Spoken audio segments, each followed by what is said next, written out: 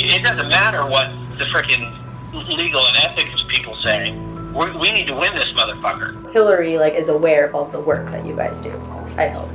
The campaign is fully in it. And then they tell Hillary what's going on. Well, I mean, Hillary knows through the chain of command. Yeah. I'm not suggesting we wait around. We need to start this shit right away. Okay. On every one of these fronts. Okay. What I call it is conflict engagement. Mm-hmm. That's your version of reenfranchisement. Conflict engagement in the lines at Trump rallies. We're starting anarchy here. This is part one of our undercover investigation into the dark, backroom dealings of the Hillary Clinton presidential campaign. The culmination of a year-long investigation infiltrating the machine from the bottom all the way to the White House. There are concerns this election will be rigged. What you're about to see will make you uncomfortable and angry. It's graphic, uncensored, and disturbing.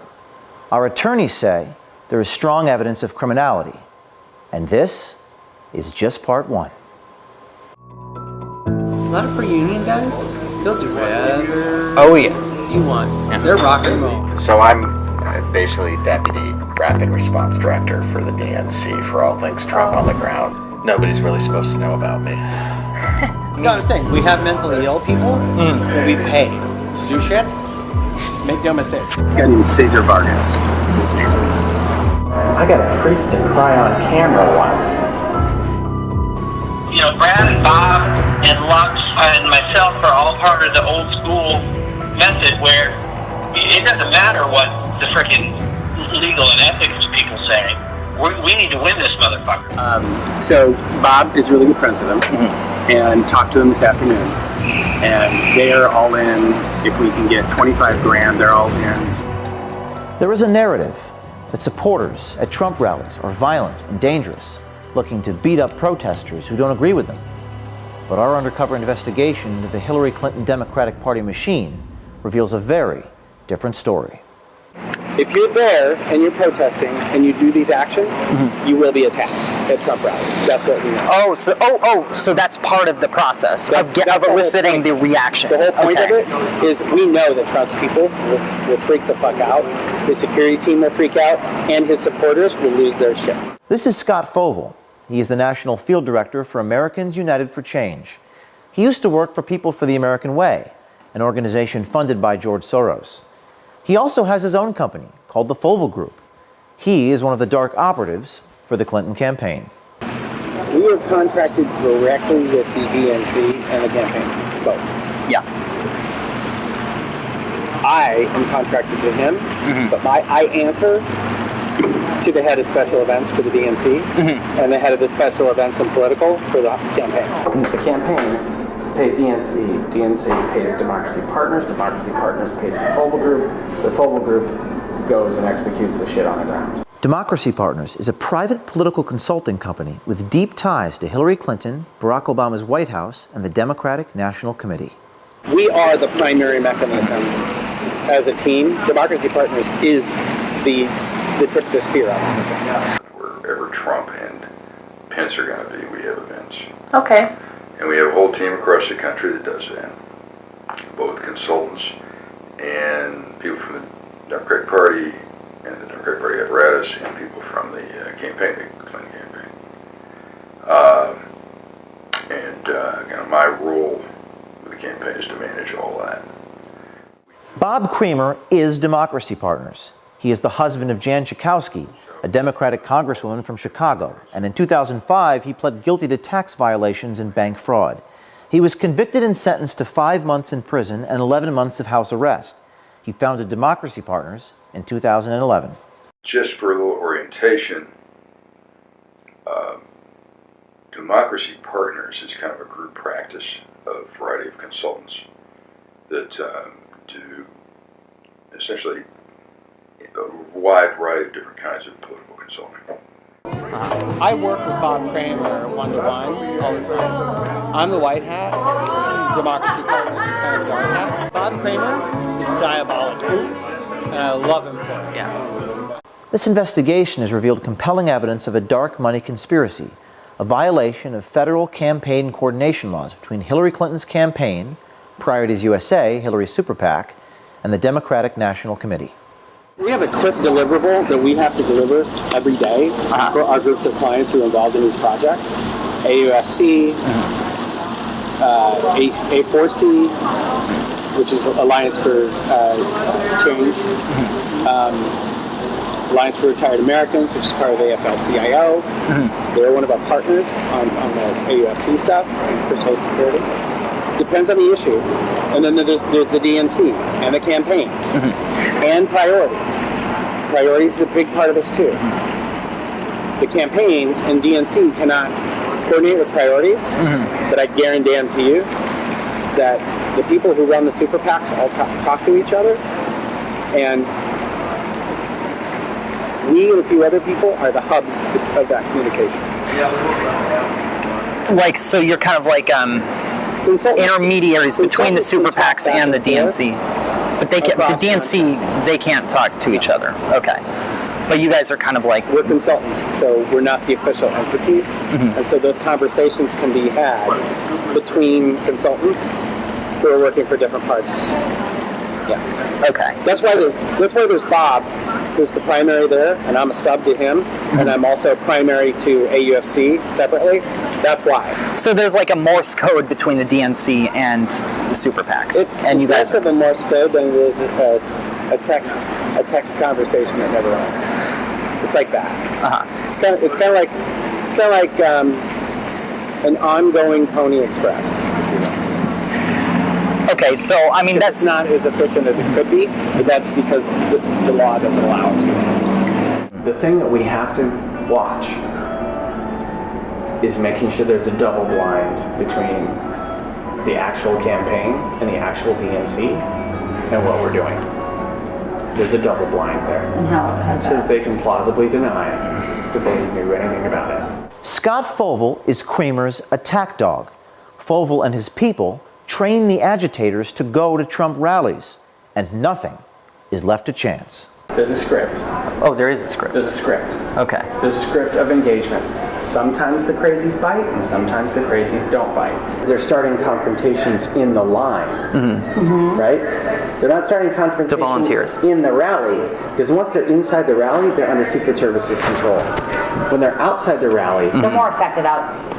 They're harder to get in. The media will cover it no matter where it happens. I assume it's always in the rally. Initiating the conflict by having leading conversations with people who are naturally psychotic.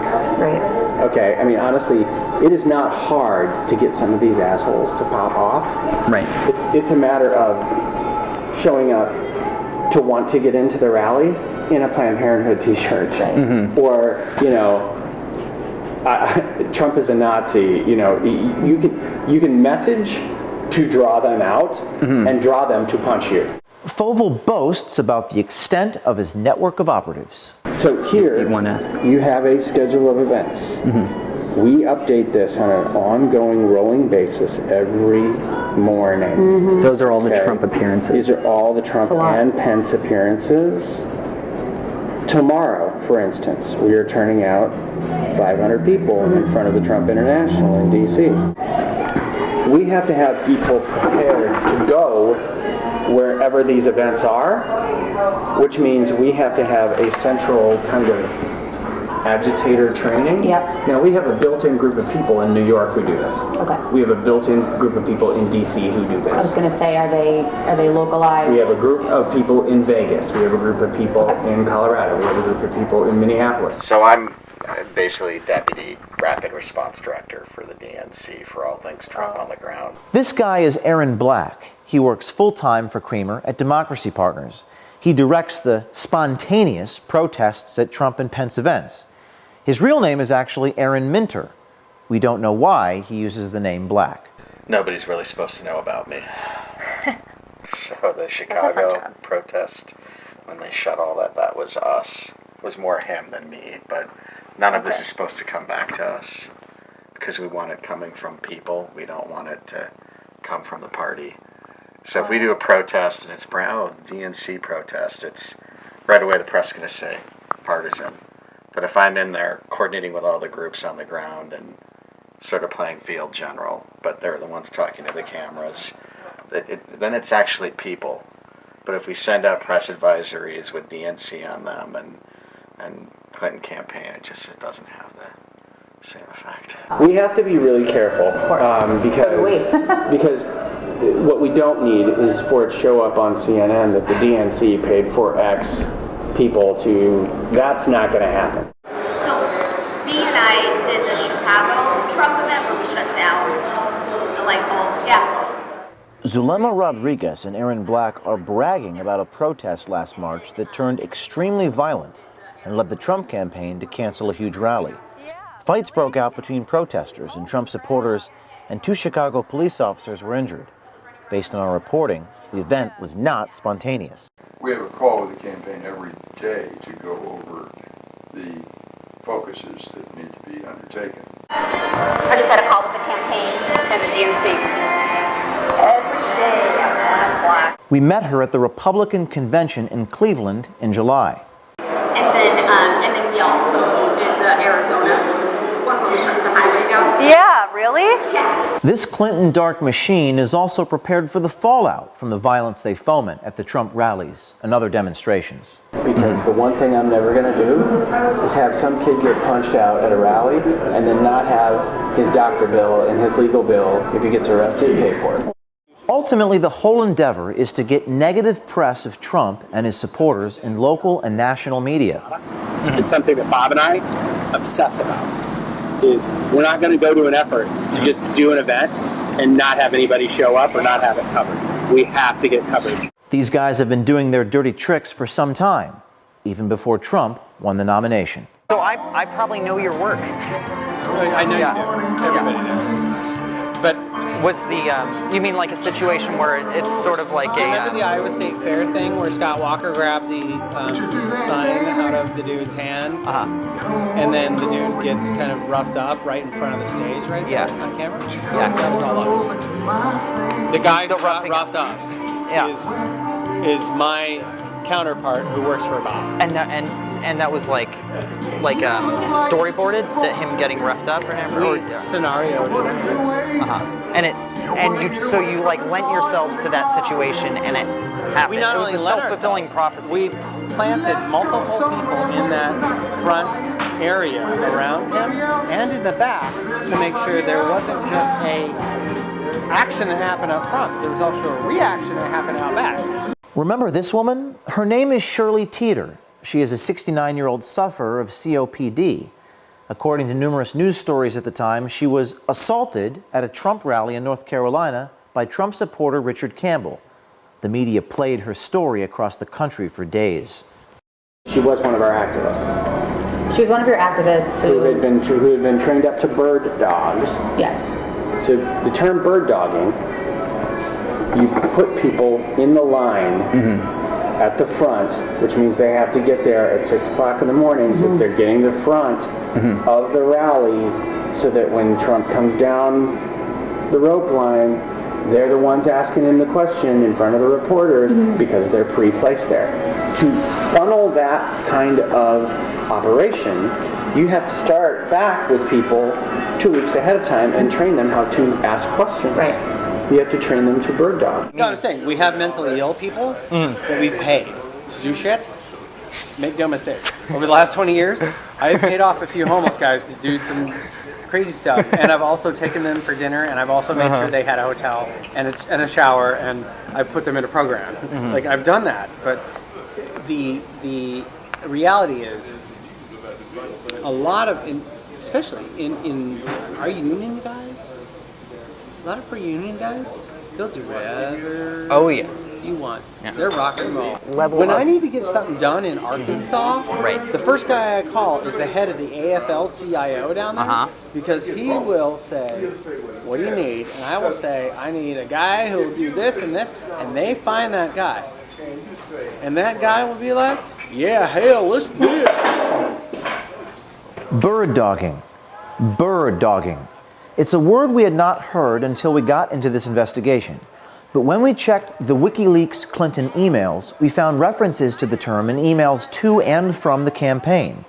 This is a chain where Clinton campaign manager Robbie Mook suggests it might be a tactic to employ to shore up support with Hispanic voters. After our report, they may also need some help with the people in Iowa and Wisconsin. So I have to be really honest.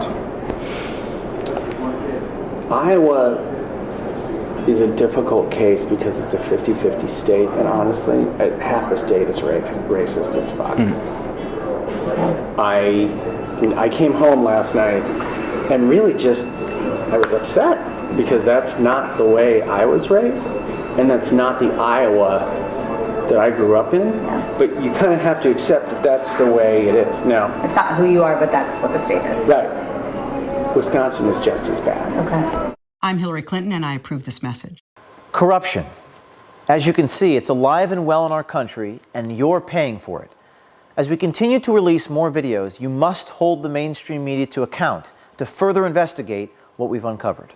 America, our war is here. We must decide if we're going to save this country or lose it.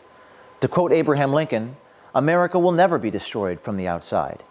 If we falter or lose our freedoms, it will be because we destroyed ourselves.